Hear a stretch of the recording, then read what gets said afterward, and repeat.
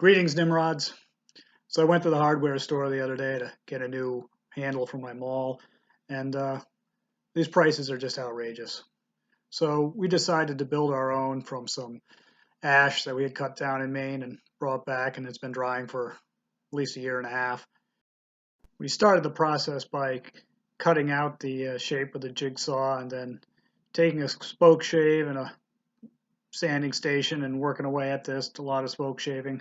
Took a little bit of time, and we didn't document it well, so we're going to do a little better job on this Maul, which was originally a fiberglass handle, and it's why the hole in the head is so huge. You can't really put a traditional handle from the store onto it. I did try, and couldn't really make it fit. It was loose and kind of failed immediately. So this time around, I decided I would take some of the material off of the table saw. So I got a center line where I want the, cutting a straight piece out of a curved piece of wood, essentially, taking as much off the sides parallel to the center line as I could, and then having at it with a spoke shave. There's the shape of the head on. The grain orientation is not great, but it's not bad either. Check it out. So here we go. Spoke shaving. Another bill that's out there, universal background check. But let me say how we win this. We've got to win in the middle of the country. While everyone talks about winning, so we're listening to the Democratic primary debate while we're doing this. There's something missing. What do you think it is? That's better. So this is probably taking an hour or so to do this step of the process. Okay. All right, now that we got the shape pretty much spoke shaved down to what we want in the handle, it's hard to get the very ends, and need to make the shape of the hole with the sanding station here. Doesn't take too long to do this. You really can't sand the whole handle down. This ash is very hard. The spoke shave is amazingly efficient at removing material. Once you get it smoothed out and the bumps are no longer on it from the saw blade, it doesn't chatter much and it goes pretty quick. But we're sanding this down to fit in the head, and I went a little too far in that the head slipped down the handle a little more than I wanted, and I had spoke shaved away a little too much so that there's not much of a shoulder behind it. It'll still work. It's just regrettable because I was hoping to get about a 38-inch handle and probably got closer to 35. But at any rate, there we go. Now that the handle and the head are together, it's just loosely on there. It's a lot easier to control the orientation of the handle while you're spoke shaving, rotating it around. Not taking too much material off here. I'm just fairing it out. You'll notice I stop and turn this thumb screw and tighten it up, and that makes the blade bite a little less. And I'm just hitting the highs here and trying to smooth it out. Eventually I'll go over it with some sandpaper. It doesn't take much sanding once you do this. This leaves a pretty smooth surface, except that it's faceted. It's little straight facets, so you do need to sand it in the end. But it's an amazingly efficient way of removing material. So here we're cutting the wedge, a little portable bandsaw, cutting the slot for the wedge.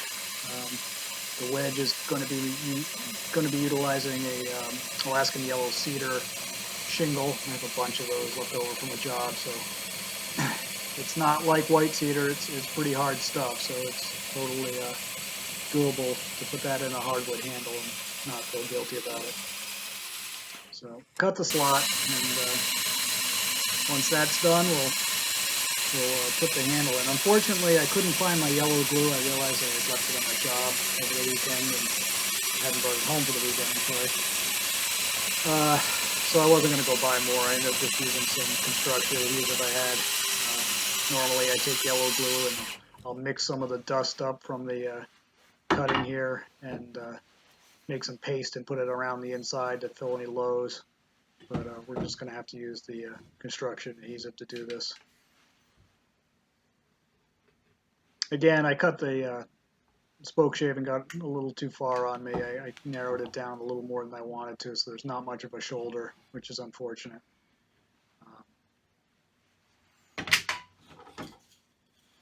There's our wedge.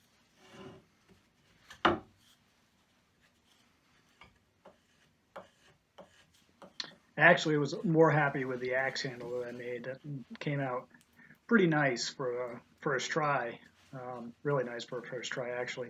I actually found this straight handle more difficult to do, to actually have a very straight handle with, it has to taper up to that thick end at the head there because the head hole is so huge.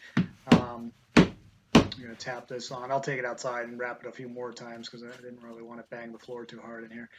But as I was saying, the other handle I think was easier because it was a curved shape, and that it's when you're trying to make something absolutely straight, and it's pretty straight, but it's a lot harder to be consistent on a straight. Back in the day, I used to build boats and do a lot of composite work, and we used to say the hardest thing to make is a flat panel. There's curvature to things, it hides a lot. So anyway, there's the axe. I'm pretty happy with that. They got more of a shoulder on that, almost too much, but nice wide butt end there. Keep the axe from flying out of my hand. That does happen sometimes. This one is a little shorter than I was hoping in the end. It ended up being 35 inches or so. The axe handle is probably a little bit longer, actually. But again, for the first try, I'm pretty happy with them. The axe has some tongue oil and mineral spirits, maybe something I mixed up a long time ago and I'm still using, and that's why it's a little yellower than the other one. It's pretty darn smooth too. We'll put some finish on the Maul and take some swings and add some logs with it. Maybe do another video on that. So stay tuned. Hopefully you like this. Hope you learned something. And we want you to subscribe. We've got lots of interesting videos coming up, so you don't want to miss anything. Subscribe and hit the notification sign. Like this video if you liked it, and share it with your friends. Thanks for watching. Happy hunting, Nimrods.